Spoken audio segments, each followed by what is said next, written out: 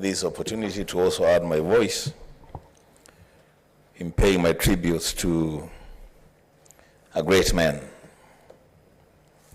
Madam Speaker, it has been said, and I want to add my voice, that indeed the late President Emilio Stanley Mwai Kibaki had a checkered political career. I think he's going down in history as the longest serving member of parliament, having served, actually I'm being reminded by my leader here, Senator Wetangula, that is probably the longest serving member of parliament in the Commonwealth. Having served this country for 50 years as a member of parliament in Donholm and Othaya, having served... there is a point of information, Senator Kio. Would you like to be informed by Senator Mbogo? Madam Speaker, I will take the information. Okay. Senator Mbogo Ochila Ayako. Thank you, Madam Speaker. I would like to inform my colleague that I think he is the second to Sir Winston Churchill, who served for 51 years. That's the correct information in the Commonwealth. Thank you. Madam Speaker, I don't know, my colleague is not very sure. He's saying perhaps he is second to Churchill. So unless we get the facts right, Madam Speaker, I will stick to eulogizing my fallen president as the longest serving member of parliament in the Commonwealth. Madam Speaker, it will be remembered that the late President Mwai Kibaki successfully served as the fourth Vice President of the Republic of Kenya. He had a successful career in the cabinet in several dockets, including finance, home affairs, and health, just to mention but a few. He was a founder member and leader of a Democratic Party,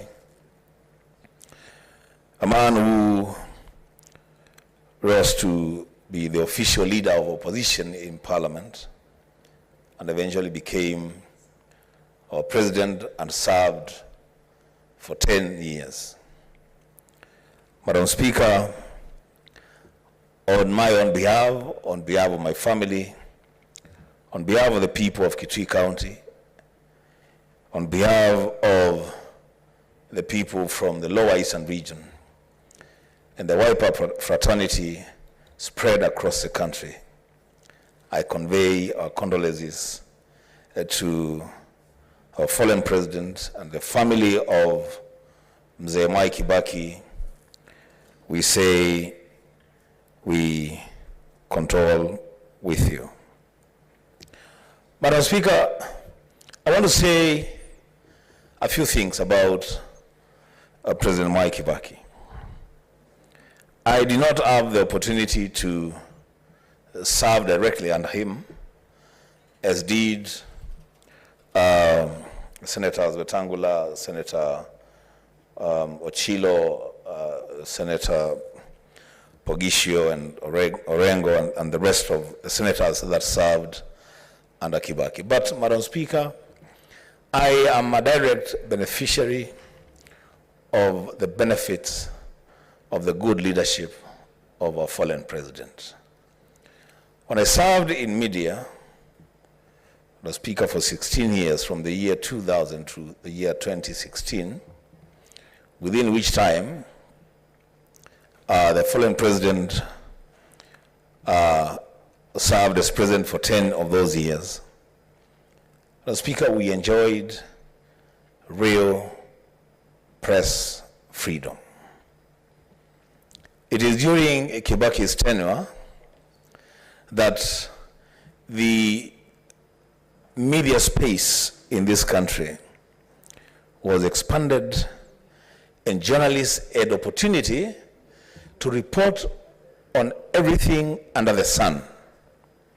In fact, it was under President Kibaki's leadership that we as media people boldly reported about the hills in government without looking over our shoulders.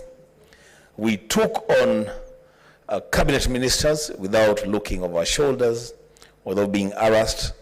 And we served under a president who believed and lived the principles of journalism that believe that a free media is a nation talking to itself. So under President Kibaki, the media enjoyed great freedom. Madam Speaker, it was under the leadership of President Mwai Kibaki that we got the Constitution of 2010.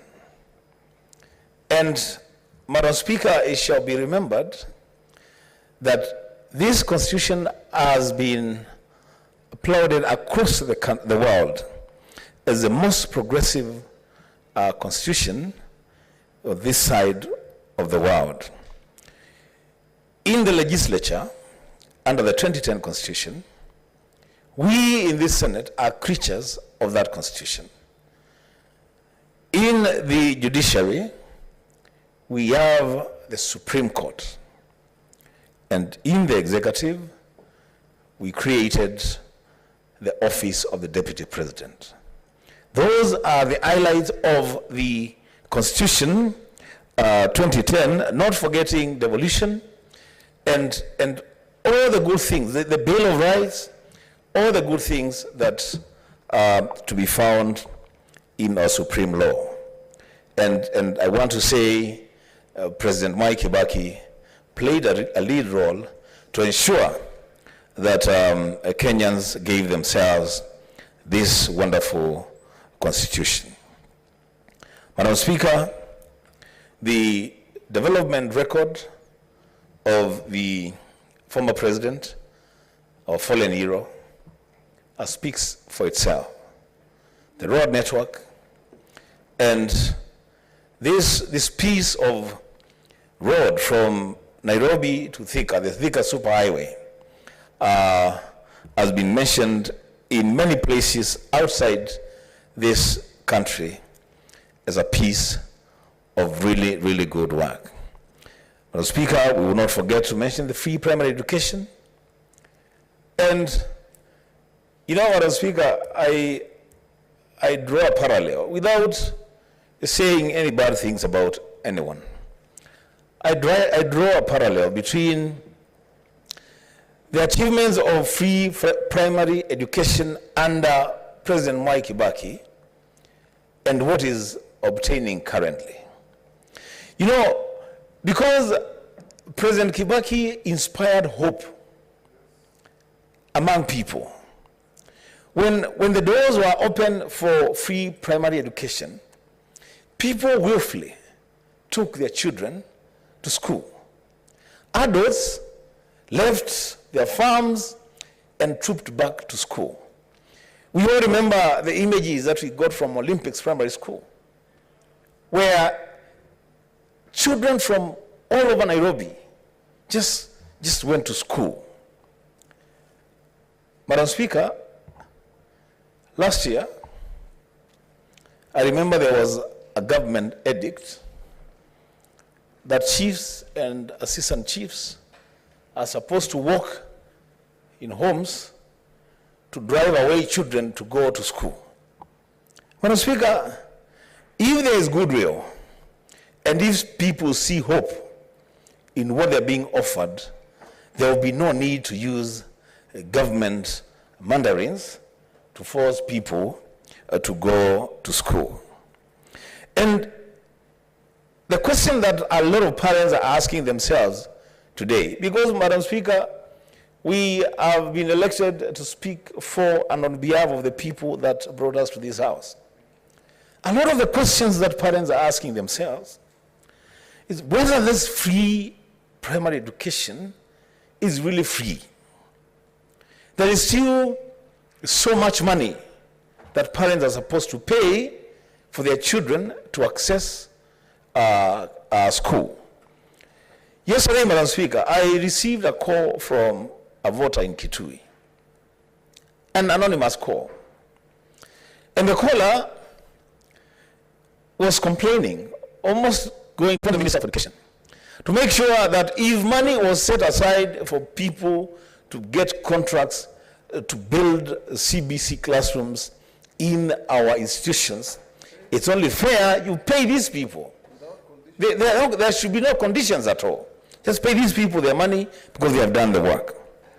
Madam Speaker, there is a sector that must forever be grateful to the late President Emilio Stanley Mwai Kibaki, the boda sector.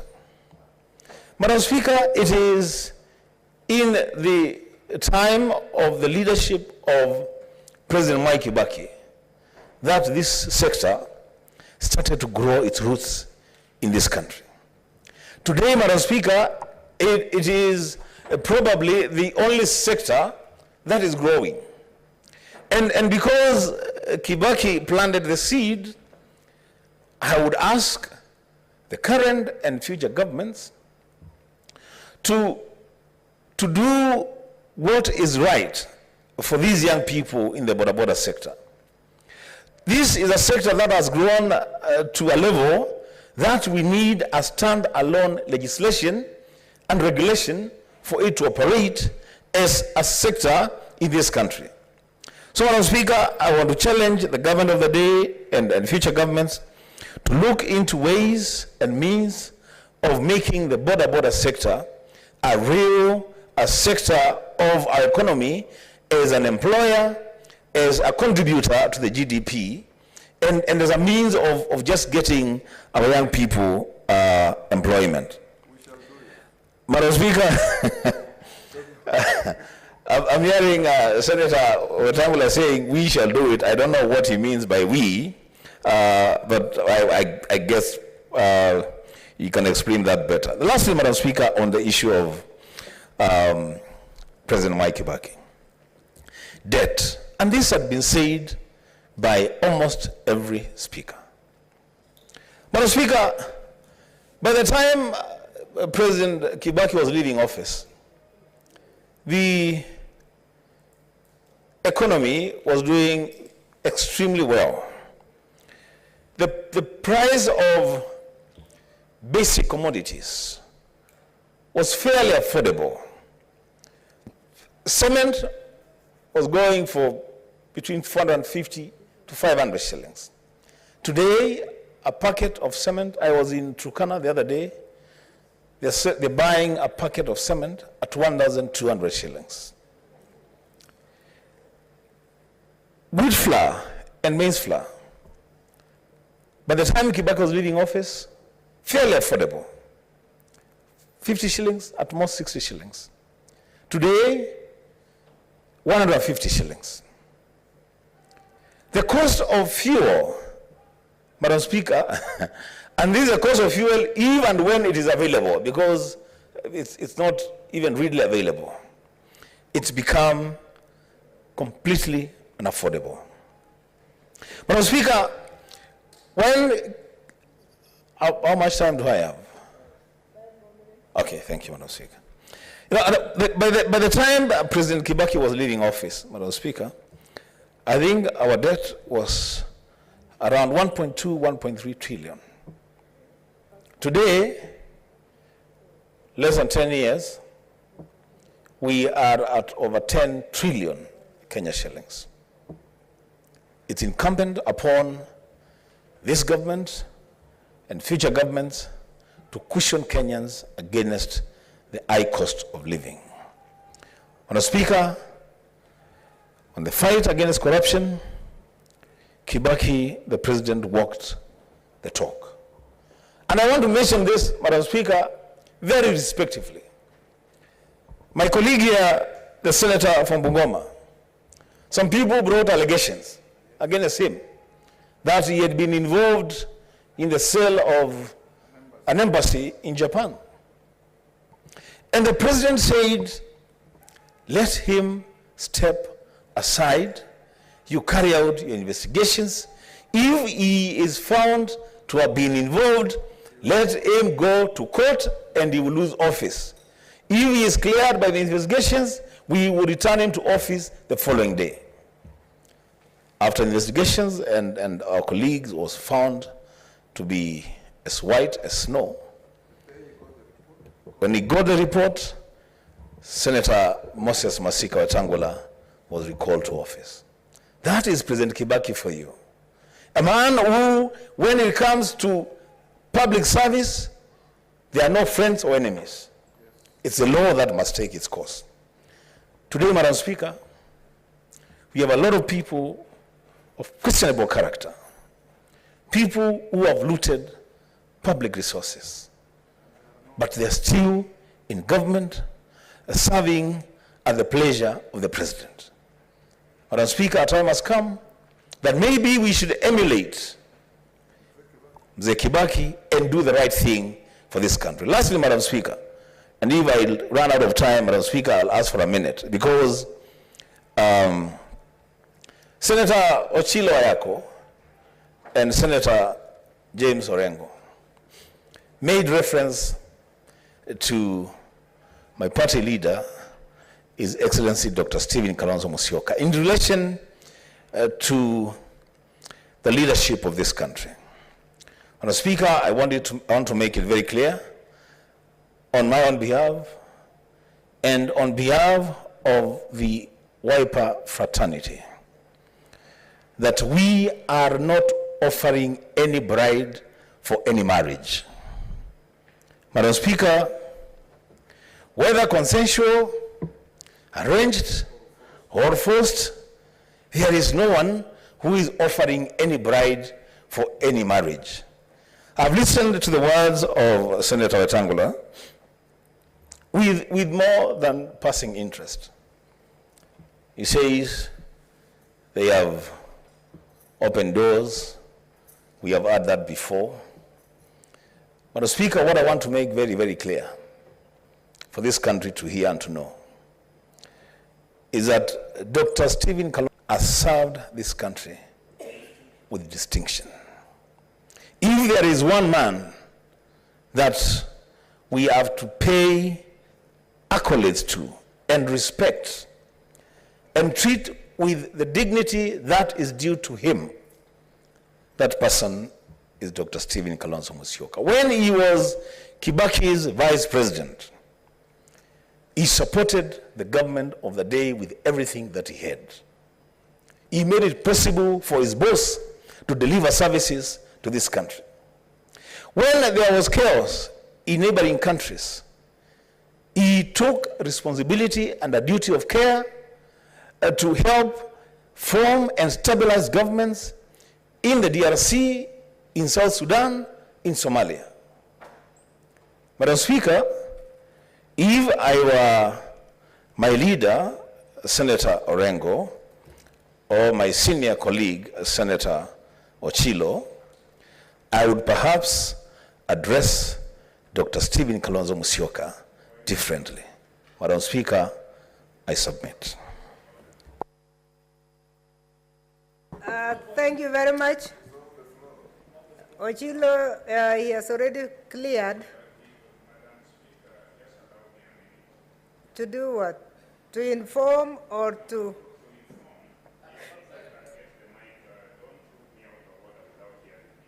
The problem is that you cannot be out of order when he's out of the floor either.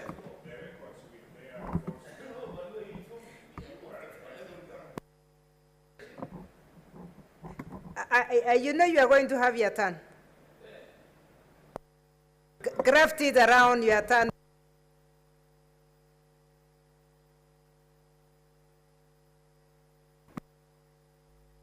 Sorry, you cannot be corrected when he has already vacated. I didn't see your click earlier. You should have clicked it a little bit earlier. Senator Maura Isaac.